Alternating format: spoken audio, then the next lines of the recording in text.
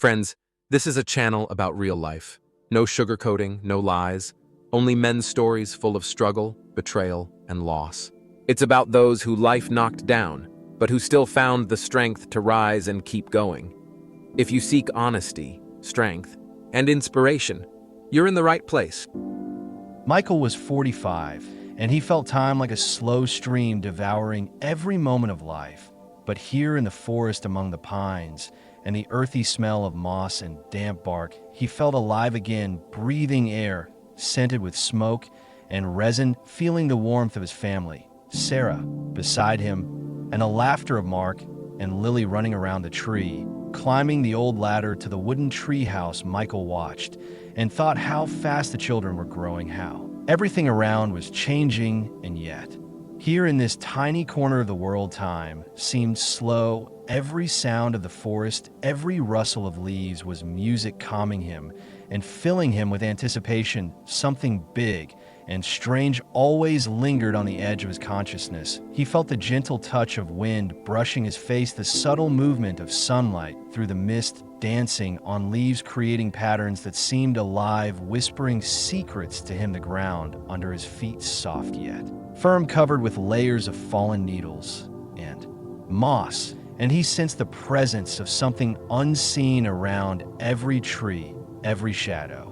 The morning was foggy and cold. Michael woke first, feeling his heart beat fast. He looked at Sarah sleeping beside him, at the children still dozing in the treehouse, and felt joy. They were all together. Yet at the same time, he was drawn deeper into the forest, where sounds mixed and light dimmed. He heard a familiar bark, yet knew it was not their dog. Michael dressed quietly, went outside. His footsteps echoed in the thick, damp, cold fog. He followed the sound, each step heavier than the last trees reached. Out with branches like hands, shadows ahead seemed alive, watching him. The mist twisted, creating shapes like faces. He shivered, walking deeper, listening to whispers carried on the wind, sounds amplified in the stillness, rustling leaves, snapping twigs, distant echoes of voices from nowhere. Every step, an uncertain journey. He saw a castle among the trees he had never seen before, dead and abandoned outside. Yet inside, light flowed from windows like rivers of warmth. Michael felt fear, but could not stop. Something unknown called him step by step. He entered air, thick and warmer, yet heavy smell of old leather-baked goods, and a sweet, mysterious scent filled corridors. Light flowed along walls like river, shadows moved like living creatures watching him. He walked further, time dissolved. Minutes became hours, hours became night's walls seemed to breathe, floors creaked in rhythm with his heartbeat. He felt watched, alone, simultaneously. He saw scenes changing before his eyes, children laughing and crying simultaneously, barking, turning into whispers, laughter merging into one. Michael tried to understand where he was, what was real, what was not. His heart raced, mind tried to keep him grounded. Castle corridors, long dark old portraits and figures moving in shadows, his own shadows merging with them. He felt strange unity, presence, old alive echoes of music calling him deeper into rooms and halls stretching endlessly. Then he came across a room. A figure stood in front of a large window, dark silhouette like a statue or spirit. Michael felt fear, curiosity, raised his hand, felt figure respond, subtle movements, vibrations inside. Castle creak of doors, floorboard squeaks, quiet laughter merged in consciousness. He felt night would never end. Hours became endless. Michael wandered castle around him. Time and space blended. He remembered previous trips with family. Laughter play here in clearing memories gave strength to go on even when mind doubted reality. Heartbeat like life and death game. Every sound, every rustle strengthened resolve. Michael wandered deeper through the castle corridors, shadows, shifting shapes, dancing along the walls, whispering secrets he could not understand. Every step echoed like footsteps of those long gone. He remembered the laughter of Mark and Lily climbing the treehouse ladder, the warmth of Sarah's hand in his own moments spent by the fire, telling stories of their past adventures. He felt connected to them across time and space. Yet here in the castle he was utterly alone, the air thick with the scent of Old books, candle wax, and damp stone, each breath heavy and sweet and slightly acrid. He paused, listening to the faint murmur of voices, as if the walls themselves were speaking to him. Every door he opened led to another corridor, another room, the floorboards creaking beneath his weight, shadows pooling in corners, forming shapes. He thought he recognized faces of strangers and loved ones blending with the mist that poured through the broken windows. He moved, cautiously yet compelled by an unseen force. Every sense heightened. The fog of the forest outside seemed to creep inside, following him through the halls. In one chamber, he found a mirror, tall and narrow, covered in dust. Michael wiped it with his sleeve and saw not just his reflection, but fleeting images of his family, the children smiling, Sarah calling his name, their voices echoing faintly in the glass. He reached out, and the surface shimmered like water. His hand met resistance, yet a strange warmth radiated through him. He stumbled back, heart pounding. The room seemed to pulse with life, walls breathing, ceiling stretching endlessly. He heard the faint bark again, not the dog from home, but something mimicking it, calling him further into the unknown. Michael knew he should retreat, yet curiosity pressed him forward. Each step felt like moving through time and memory, merging past, present, and something unearthly into one continuous thread. He entered a library, vast and towering, shelves filled with ancient tomes and manuscripts, some pages moving as if turned by invisible hands. The smell of parchment and ink, thick and comforting. He saw drawings of creatures half hidden in shadow, landscapes twisted in impossible angles, diagrams of stars and constellations, unfamiliar yet eerily familiar. He ran fingers along spines, feeling the hum of energy beneath his touch. Michael sat on a cold wooden chair, opened a book, and read passages aloud. Words that seemed to resonate inside him, making the air vibrate. He closed eyes, imagining Sarah and the children playing in the clearing, the sunlight filtering through trees, the gentle rustle of leaves, the distant murmur of water, and he felt a strange comfort amidst the fear. Time lost meaning as he wandered from room to room, halls twisting and folding on themselves. He encountered statues frozen in mid-motion, their eyes seeming to follow him, lips parting to whisper secrets of the castle. Each corner revealed new visions, shadowy figures gliding silently across floors, invisible yet palpable whispers in ears. He could not locate the source of the bark, repeating over and over, urging him onward, every shadow a challenge, every light a promise. Michael felt himself stretching between reality and dream, between memory and the present. The castle seemed alive, feeding on his awareness and giving back glimpses of truths he could not name. In a narrow spiral staircase, he climbed higher, feeling the chill of ancient stone pressing against his skin, each step echoing like a drumbeat, counting the hours of night without end. He reached a circular room, windows looking out into a swirling fog beyond which he could just make out the shapes of the forest, the trees, twisted shadows moving as if alive.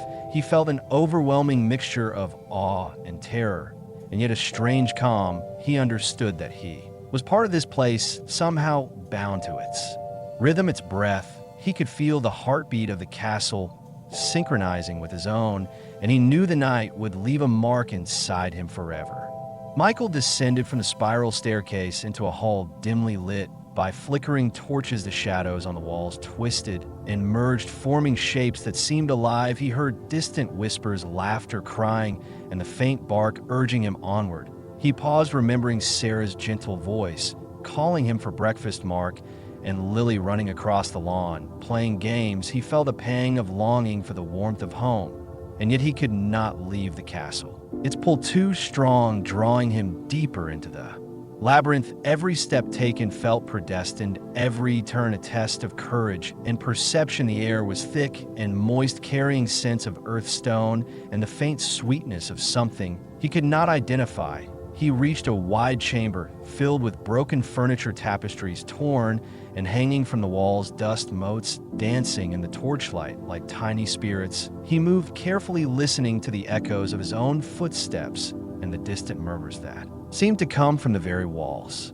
He noticed a door, slightly ajar, through which a faint golden light spilled. He stepped inside, finding a room filled with mirrors not reflecting his image, but scenes from his past, every mirror a window into a memory. He saw himself with Sarah, their first walk in the forest, holding hands, children laughing in the distant sunlight, filtering through the leaves. He saw moments of joy, grief, fear, and love, all layered together. The bark he heard now intertwined with laughter and cries of the children. He reached toward one mirror, and the surface rippled like water. He felt a pull stronger than ever, a sensation of being stretched between worlds of reality, memory, and the unknown. He staggered back, heart pounding yet compelled to continue his exploration of the endless castle.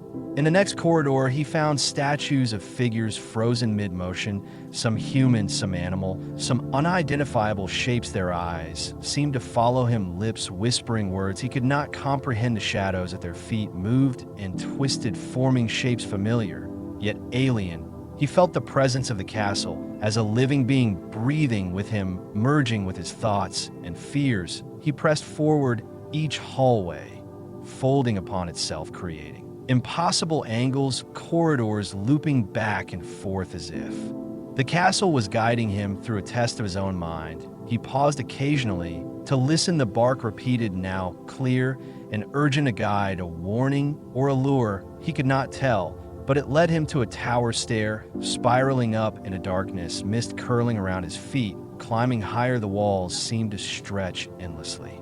At the top of the tower, he entered a circular room, the windows looking out into thick, swirling fog, beyond which the forest appeared alive, shadows moving like creatures of mist, the wind carrying distant voices, whispers of the castle, its history of visitors long gone. Michael felt awe and fear mingling with a strange serenity. He closed his eyes, envisioning Sarah and the children. He imagined them safe in the clearing, their laughter mingling with the sounds of the forest. He felt connected to both worlds simultaneously, the castle within him and the world outside. He understood that this night would leave an indelible mark on his spirit, shaping his perception forever. He walked to the center of the room, standing before the window, fog curling around his hands, the bark echoing one last time inside him, a reminder of the threshold he had crossed between reality and something beyond.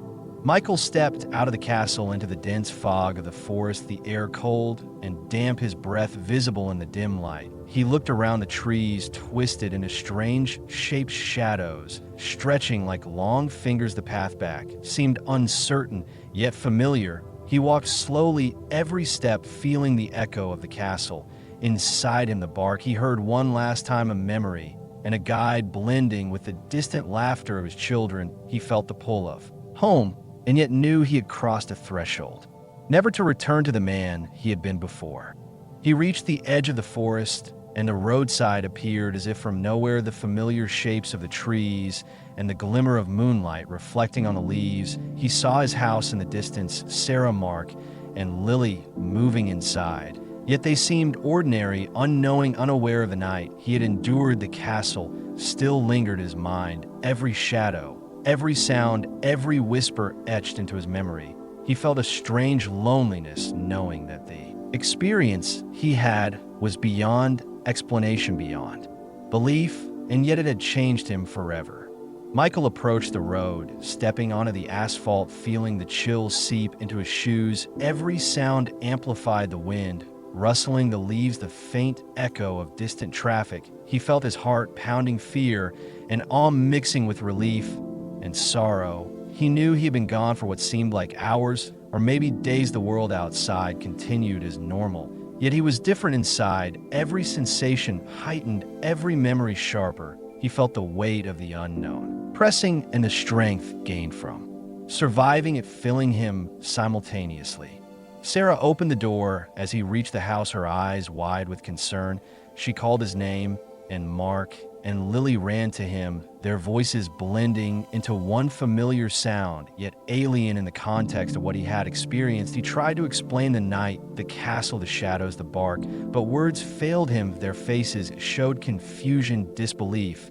and worry, he realized that this experience was as alone that no one could truly understand it. Yet he felt a deep connection to them, stronger than ever even. Without their understanding, he felt alive, more aware of the world and the subtle threads of mystery that wove through it.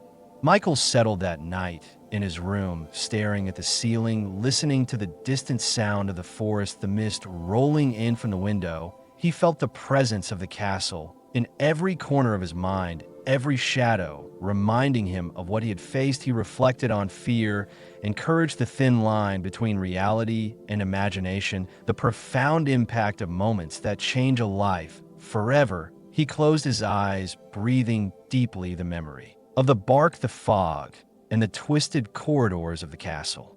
Blending with visions of Sarah Mark and Lily playing in the clearing, he knew that he had been transformed, that he had walked through a world unseen and returned stronger and more aware. The night had ended, yet its mark would remain. In the days and nights that followed, Michael walked the forest paths, the mist curling around his feet, the sounds of animals and wind echoing through his consciousness. He observed shadows in light, noticed subtle changes in familiar landscapes. He felt the weight of solitude and the gift of knowledge that only such an experience could provide. Every step a meditation, every rustle a reminder that the world is more complex, mysterious, and alive than most could perceive. He carried the castle within him, its lessons, its fears, and its wonders shaping the man. He had become a man who had touched the edge of something beyond understanding and returned alive, aware, and unbroken.